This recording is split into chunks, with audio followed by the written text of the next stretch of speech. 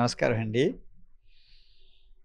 మళ్ళొక్కసారి నా జగన్మోహన్ రెడ్డి గారు మా అధ్యక్షులకు, మా వైఎస్ఆర్ పార్టీ నాయకులకు, కార్యకర్తలకు, నా గూడూరు నియోజకవర్గ ప్రజలకు చేతులు జోడించి నా తరపున, నా కుటుంబం తరపున, నా బిడ్డలు నవీన్, స్ఫూర్తి ద్వారా అందరి తరపున కూడా నమస్కారాలు తెలియజేస్తున్నాను. నేను ప్రజల్లో ఉండాలని చెప్పి నేను కోరుకున్నాను. ఒక ఆశయంతో నేను రాజకీయాలకు వచ్చాను. ఐఏఎస్ రాజీనామా చేయడం రావడం అంటే అంత తేలికైంది కాదు. ఆ తర్వాత ఒకసారి 19లో ఓడిపోవడం కూడా జరిగింది. ఇప్పుడున్న పరిణామాల కన్నా చూసుకుంటే అది చాలా కష్టం.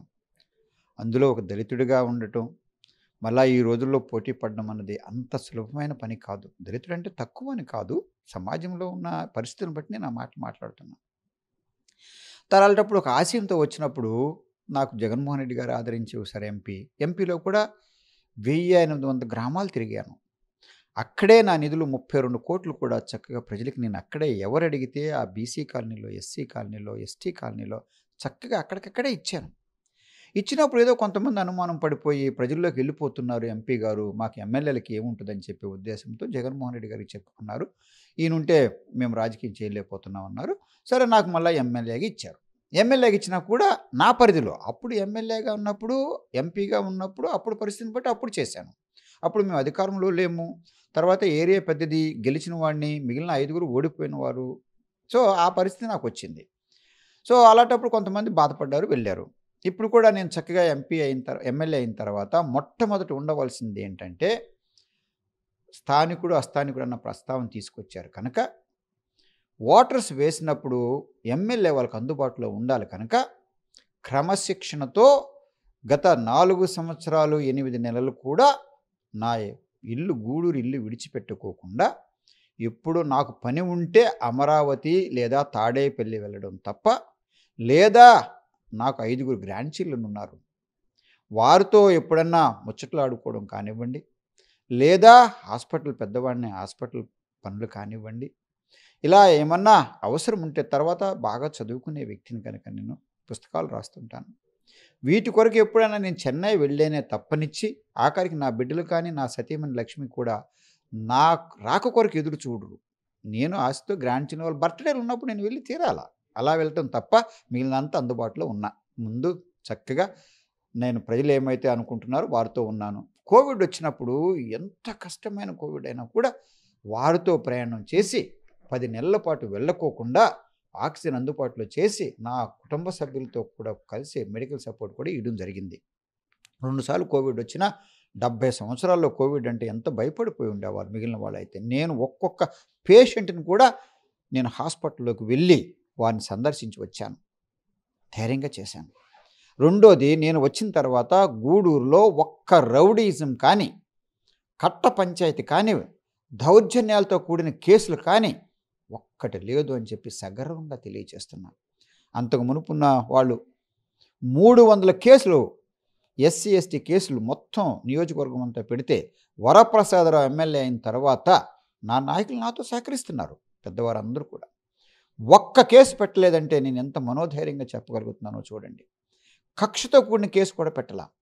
ఎస్సీ ఎస్టీ కేసు పెట్టలేదు, కక్షతో కూడిన కింద పెట్టలేదు. వాగ్వాదం వస్తే సమస్య ఉంటే నీ పాయింట్ నువ్వు మాట్లాడతాను, నా పాయింట్ నేను. అది కాకోకుండా మిగిలిన అన్ని చోట కూడా మండలాల్లో కూడా నేను చేయగలిగింది నేను చేసుకుంటూ, కీలకమైన రోడ్లు కీలకమైనవి మాత్రం చేసుకుంటూ పోయాను. ఒక్క గూడూరులోనే 75 సంవత్సరాల్లో జరగని అభివృద్ధి వరప్రసాదరావు వైఎస్ఆర్ పార్టీ ఎమ్మెల్యేగా చేశాడు అని, చేయలేదు అని ఎవరు చెప్పలేరు, చేసాడని మనోధైర్యంగా చెప్పగలను.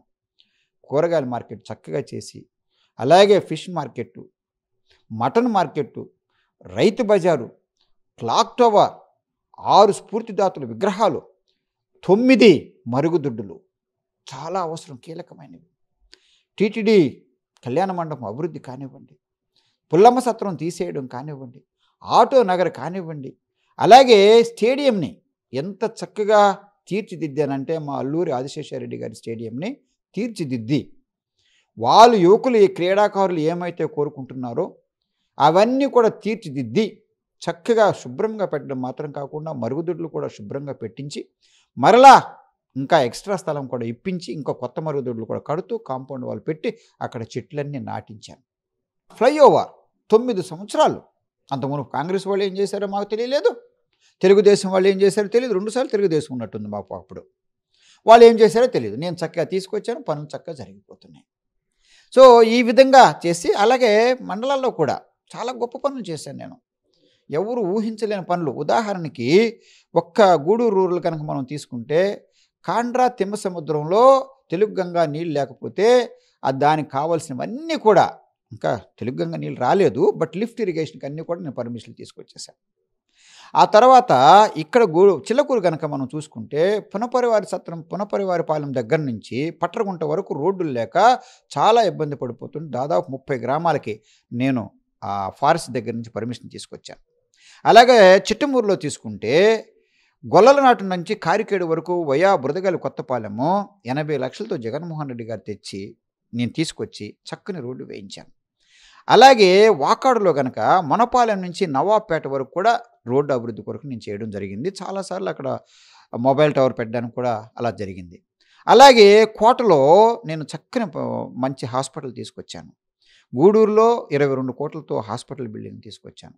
5 కోట్లతో వాకాడులో హాస్పిటల్ బిల్డింగ్ తీసుకొచ్చాను. 3 కోట్లతో మన కోటలో తీసుకొచ్చాను.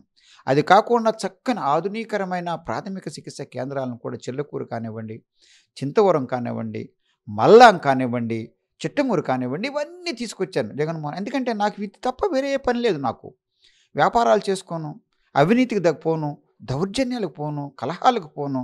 ఎందుకంటే ఏ ట్రూ మ్యాన్ హేట్స్ నన్. ఒక మంచి మానవుడట ఇంకొక మనిషిని ద్వేషించడట. ఆ తర్వాత నేను గాసిప్లకు వాటికి తల వంచను. ఎవరైనా నేను నచ్చలేదంటే ప్రక్కదారిని వెళ్ళిపోతాను తప్ప నా సమయం వారి కొరకు నేను వ్యవధి పాడు చేసుకోను. నా ఆలోచన ప్రకారం నేను వెళ్తాను. పెద్దవాడిని కనుక నాలో ఏ స్వలాభాలు లేవు కనుక నేను చక్కగా నా ఆలోచన ప్రకారం వెళ్ళి కనుక ఇన్ని పనులు చేసుకున్నాను నేను.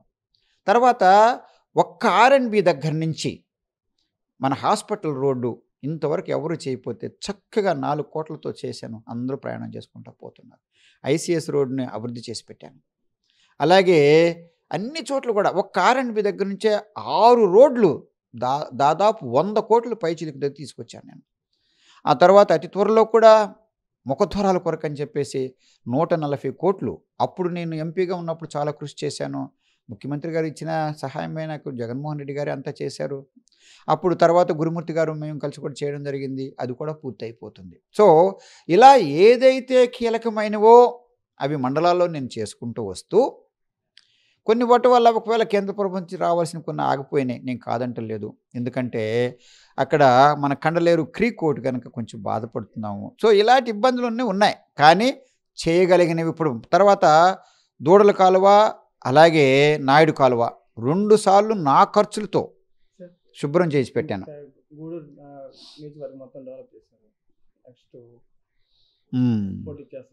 నాన్న తప్పనిసరిగా పోటీ చేస్తాను నాన్న. నా భావాలు చాలాసార్లు చెప్పానే. ఇప్పుడు పోటీ లేని రాజకీయం చేయడానికి నేను రాజకీయ IAS విడిచిపెట్టి రానక్కర్లేదు కదా నాన్న తండ్రి. అది కాదు. ఇప్పుడు నేను పోటీ చేయని రాజకీయానికి నేను నా IAS ఎందుకు విడిచిపెట్టాలా? నాకు నందనవనంలా ఉన్న నా కుటుంబాన్ని, నా 4 మనవల్ని, 1 మనవరాల్ని, నా కుమారుడు, నా కుమార్తె, నా భార్య అని వారి సతీమణులు విడిచిపెట్టి నా బంధువులు విడిచిపెట్టి ఎందుకు రావాలా? ప్రజల్లో ఉండాలా. ప్రజల్లో ఉండాలంటే సేవ చేయాలంటే ఏదో ఒక వేదిక నుంచే కదా చేయగలం. మాకులుగా చేయలేం కదా. అది నేను చేసి వచ్చాను. IASలో ఉన్నప్పుడు IASలో చేశాను. సో ఈ రాజకీయ వేదిక కూడా కావాలని నేను వచ్చాను కనుక నేను తప్పనిసరిగా ఉంటాను. మరి రాజకీయాల్లో వచ్చింది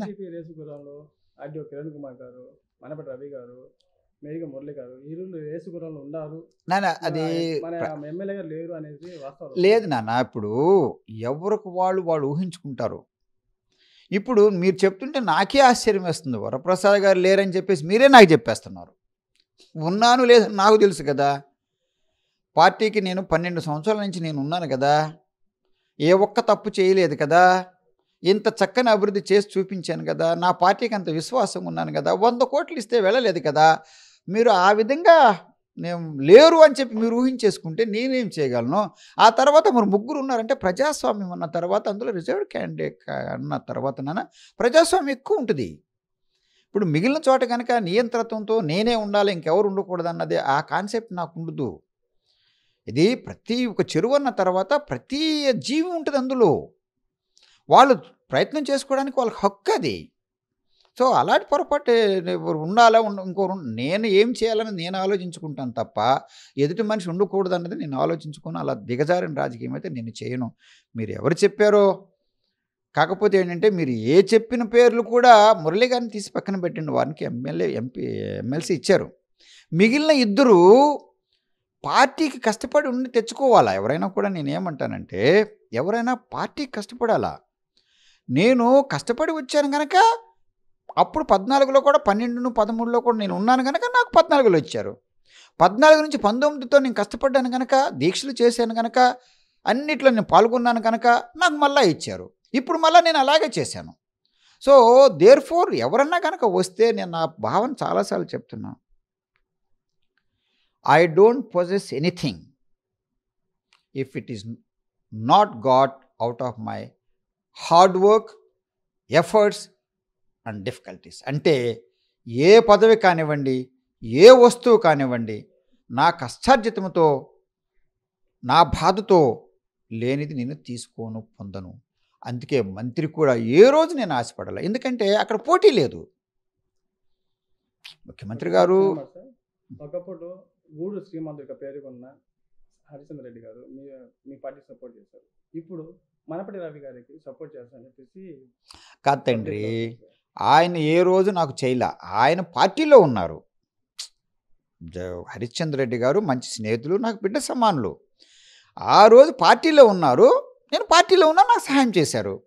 ఈరోజు వారు ఎవరిని తెచ్చుకుంటున్నారంటే వారు స్వతంత్రం, అది వారి హక్కు. అది ప్రజాస్వామ్యం అన్న తర్వాత అందులో వాళ్ళు స్థానికుడు తెచ్చుకుంటారు, మాట్లాడుకుంటారు. అలా ఊహాగానాలకి నాకు చాలాసార్లు చెప్పాను. నేను అందుకే ఊహాగానాలకి ఎప్పుడు అవకాశం ఇవ్వను. అలా ఆలోచన కూడా ఉండదు నాకు. ఎందుకంటే ఊహాగానాలతో ఆలోచించేవి రాజకీయాలు కాదు అవి. మనిషికి మనోధైర్యం ఉండాలా, నీతి నిజాయితీ ఉండాలా, ఒక ఆలోచన ఆశయం కూడా ఉండాలా. ఇవన్నీ నాకు కరెక్ట్గా ఉన్నాయి. నాకు ఆలోచన ప్రజలతో ఉంటాను. వీళ్ళందరూ బయట విజయవాడలో కూర్చోన్నట్టు మీరు మాత్రం ఇక్కడ హ్యాపీగా మీ పని మీరు చేసుకుంటారు. ఇప్పుడు బాగా పాయింట్కి వచ్చారు.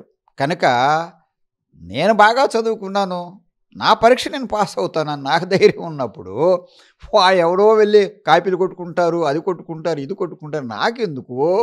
నా పార్టీ విశ్వాసంగా ఉన్నాను, కష్టపడతాను, పేద ప్రజలతో చక్కని కాంటాక్ట్స్ పెట్టుకున్నాను. ఏ గొప్పవాడిని కూడా నేను దూరం చేసుకోలేదు. ఆలోచన విధాలు వాళ్ళ దృష్టిలో ఉండొచ్చు, ఉండకపోవచ్చు. ఎందుకంటే వాళ్ళు ఒక విధంగా పెరిగిన వాళ్ళు. సమాజంలో మార్పులు ఇలా వస్తున్నాయి, ప్రజాస్వామ్యం కూడా మారిపోతుంది. మొదట్లో అభివృద్ధి అభివృద్ధి అభివృద్ధి అన్నారు, ఇప్పుడు సంక్షేమం సంక్షేమం సంక్షేమం అంటున్నారు. అప్పుడంతా కూడా అగ్రకులాలు వాళ్ళు నిర్ణయించేవాళ్ళు, ఇప్పుడు తర్వాత బీసీలు ఎస్సీలు నిర్ణయిస్తున్నారు. సో అన్ని మార్పులు వస్తాయి. Life is always a flux. రాజకీయాలు, పాలిటిక్స్ ఆర్ ఆల్సో ఫ్లక్స్. అది ఏది కూడా పర్మనెంట్గా ఉండదు, మారుతూ ఉంటుంది. అభివృద్ధి చెందాలంటే మార్పుతో కూడా, మార్పు కన్నది కూడా మనిషికి ఉండాలా. సో చక్కగా స్పష్టంగా చెప్పాను. నాకైతే రాజకీయాల్లో ప్రజలతో ఉంటాను. నాకు ఎప్పుడైతే అనారోగ్యం వస్తే, నేను చేయలేని పరిస్థితి వస్తే, ఆఖరికి నా ఆలోచన ప్రకారం ఆ వీల్ చైర్లన్నా కూడా వెళ్ళి నేను ప్రజలతో ఉంటాను. లేదా రోడ్డు మీద పడి చచ్చిపోతానేమో, కానీ రాజకీయాలు విడిచిపెట్టి వెళ్ళడానికి నేను రాలేదు ఇక్కడికి. ప్రజల్లో ఉండాలన్నది ఆశ. ఎందుకు పుట్టాము అన్నది an exam in life is not worth living. నేను ఏంటి అని నేను తెలుసుకోకుండా, నేను ఏమి చేయాలన్నది ఆలోచించుకోకుండా, కేవలం ఏదో 3 పూటలు భోంచేస్తున్నాను అలా వెళ్ళిపోతానంటే నేను దానికైతే సిద్ధంగా లేను. కొంతమంది ఏమో జీవిస్తారు, కొంతమంది ఏమో ఊరికే. Some people exist, some people live. నేను జీవిస్తా, పట్టుదలతో ఉంటా, ప్రజలతో ఉంటా. నా జీవితాశయం.